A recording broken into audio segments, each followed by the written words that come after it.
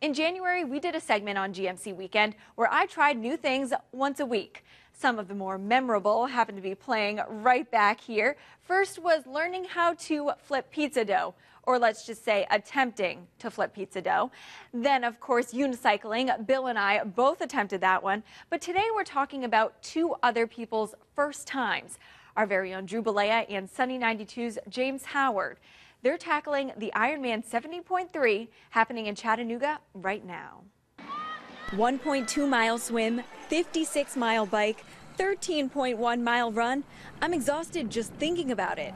So what makes someone who's never done it before want to tackle an Ironman 70.3? For James and Drew, it comes down to one word.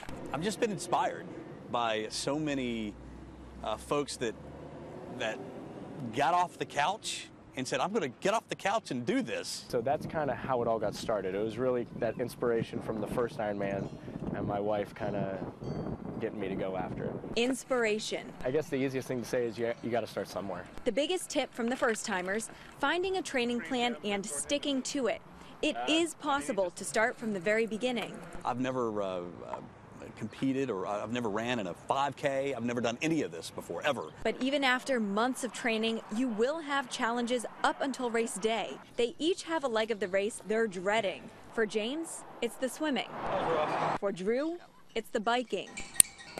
In my training, I have been tested, and I've done things that I never would have dreamt that my body would do. I've had a lot of firsts just through training. The furthest I'd ever run before in my life was about 7 or 8 miles. And now just through training, I've run a half marathon. So naturally, we wanted to be there for one of their big first-time experiences, hopping into the Tennessee River. I feel like a penguin.